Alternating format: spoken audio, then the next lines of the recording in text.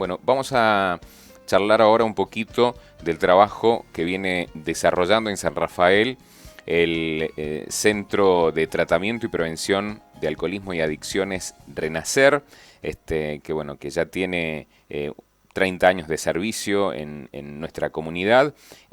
Nos están visitando referentes de este grupo. Está la psicóloga Juliana Chitadino y Cristina Cañada, que es la coordinadora de Renacer aquí en San Rafael. Buenos días y muchas gracias por acompañarnos. Buenos días, gracias por la invitación. Buenos días, sí, Bueno. Gracias por darnos el espacio. Bueno, en principio conocer un poquito de las actividades, del funcionamiento de Renacer. Tenemos entendido de que ya llevan muchos años trabajando en la zona y bueno, que nos contaran un poquito cómo vienen desarrollando ese trabajo. Nosotros como grupo llevamos, como bien dijiste, 30 años. El grupo en primera instancia se dedicó solamente a la recuperación del alcoholismo, en alcoholismo, pero por la demanda social hace pocos años que tuvo que abrir las puertas, ampliar el espectro de pacientes con problemáticas de otras adicciones. Así que ahora trabajamos con alcoholismo y otras adicciones. El trabajo consiste básicamente en recepción de pacientes que pueden ir por sus propios medios, ingresar al grupo por sus propios medios, por propio interés. También recibimos algunos derivados del Poder Judicial, gente que ha hecho contravenciones, que tiene algún problema de alcoholismo y generalmente es por alcoholismo y los envían desde el Poder Judicial para su recuperación. Bien. Y en otras oportunidades es gente que está internada en el Hospital Shestakov, que es derivada al grupo para que haga tratamiento sobre la adicción que corresponde. Bien. El grupo los recibe con una entrevista, se hace una entrevista para recabar datos generales, explicarle al paciente cómo funciona, y nuestra principal actividad es la terapia grupal. Reuniones de terapia grupal que son 3 veces por semana, martes, jueves y sábado a las 10:30 de la mañana, donde nos reunimos y trabajamos en grupo justamente. Bien. De acuerdo a las necesidades, después las 2 psicólogas que trabajan en el grupo evalúan si alguien necesitara complementariamente terapia individual, también acuden a terapia individual, pero eso es evaluado en cada caso. Bueno, en este caso la vamos a consultar a la psicóloga respecto de bueno, cómo se encaran normalmente ese tipo de terapias, qué cantidad es la que normalmente asiste a ellas. Me imagino que por ahí la gente en principio puede llegar a tener una cierta dificultad a lo mejor para acercarse, para integrarse, para asumir su condición, su problemática. ¿Cómo lo ven ustedes? ¿Cómo lo evalúan todo eso? En realidad, muchos, como dice Cristina, muchos pacientes por sí solos demandan el espacio terapéutico individual. La apertura en la terapia grupal es fantástica y otorga un proceso completamente distinto a una terapia individual. Entonces nosotros a veces evaluamos que es necesario complementar. El paciente siente que hay cosas en la terapia grupal de las que no puede hablar o no se anima y que necesita un espacio terapéutico individual. Pero por ahí esperamos más que sea el paciente quien lo demande que nosotras hacer la evaluación y hacer algo obligatorio, cuando en realidad justamente si no está la iniciativa y la voluntad del paciente es bastante complicado. Este tipo de terapias grupales, ¿qué efectos normalmente tiene en el paciente el conocer más allá de su propia realidad, la realidad de otras personas con las que está compartiendo una problemática, digamos?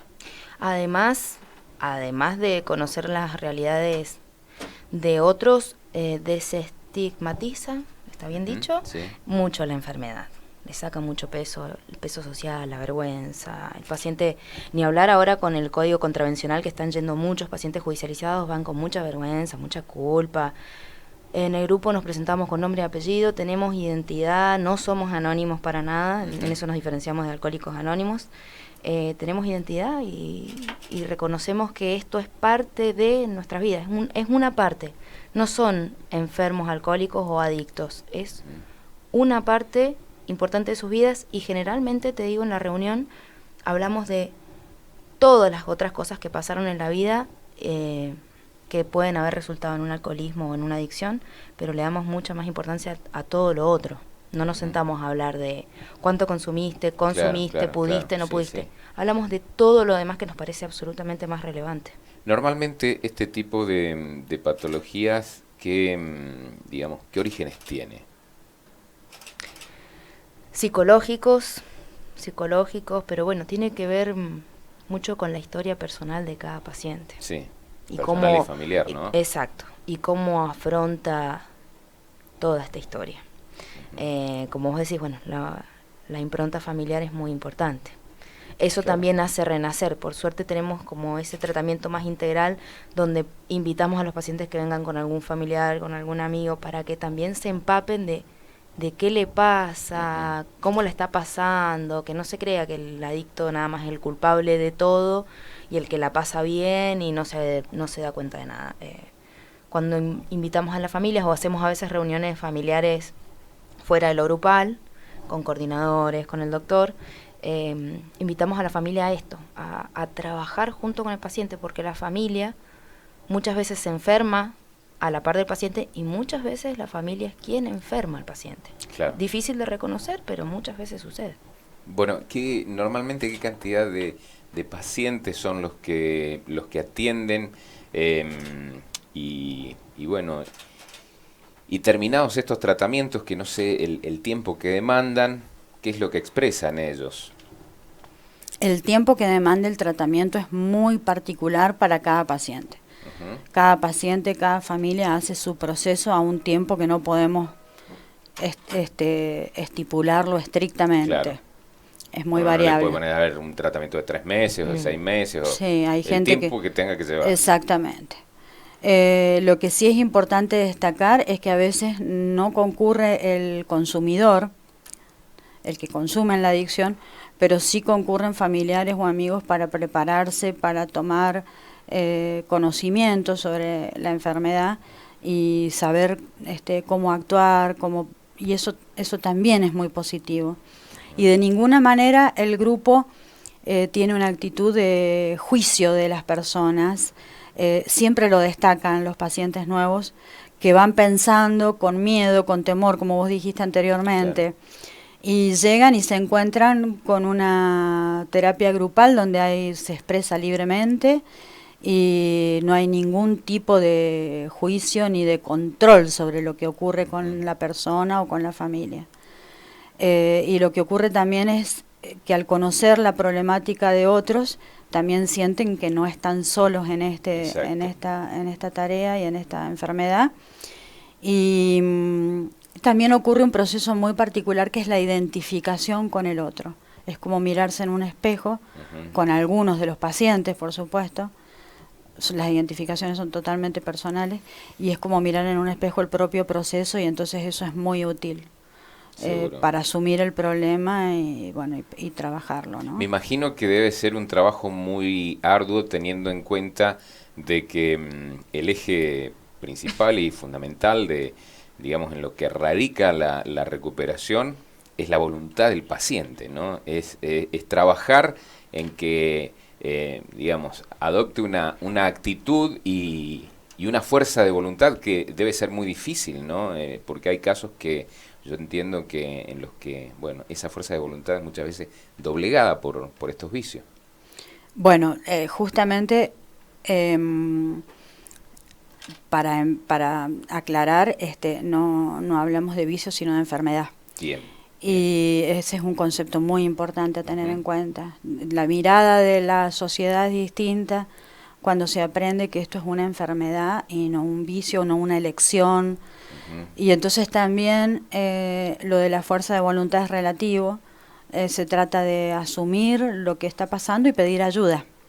Y cuando llegan al grupo se dan cuenta que ese pedido de ayuda da un lugar de comodidad, digamos, en cuanto a esto que decía anteriormente, que no que no se sienten juzgados ni se sienten controlados. Claro. Respecto de la fuerza de voluntad, Julie, no sé si querés aclarar algo vos.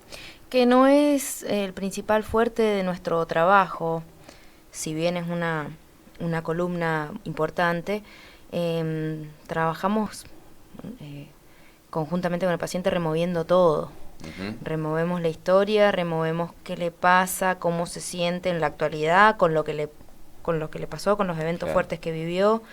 Se le respeta mucho que a veces no tienen ganas de ir hay veces que tienen muchas más ganas de asistir. Es un grupo abierto, así que también la cantidad de integrantes varía mucho. Seguro. No los obligamos. Lo que sí hacemos por ahí son acompañamientos. Los llamamos por teléfono cuando dejan de asistir. Isabel se encarga de eso. Hay un acompañamiento telefónico, mensajes, cómo están, cómo siguen. Si no nos podemos comunicar con ellos, con la familia. Te diría que la voluntad es parte, pero nosotros no consideramos que sea el pilar. Claro. ¿Qué cantidad de pacientes son los que están asistiendo en la actualidad? Y más o menos, como para tener una referencia de, si bien lo dejaban muy claro ustedes, de que no hay tiempos preestablecidos de tratamiento, más o menos en promedio, ¿cuánto dura la asistencia de un paciente a este tipo de charlas y terapias? ¿Y qué dirías? Y yo diría que, como dijimos, es variable, pero hay pacientes que pueden hacer su tratamiento y su salida adelante en 3 meses, lo cual no quiere decir que deje de ir al grupo. Claro. 3 meses tal vez implica dejar el consumo, Bien. pero no terminar de trabajar y procesar su vida, sus acontecimientos traumáticos, y entonces siguen yendo como para hacer una prolongación de esa terapia y mantenerse con esa fortaleza y a su vez ayudar a otros pacientes. Claro. Hay gente que transcurre 1 año y sigue yendo. Bueno, los judicializados tienen un tiempo determinado al que tienen que responder. Por eso es tan variable. Nosotros siempre invitamos a las personas que aún ya hayan superado el trance del consumo, que sigan yendo, porque se vuelca lo que ellos han aprendido y lo que tienen incorporado, ayuda a otros pacientes.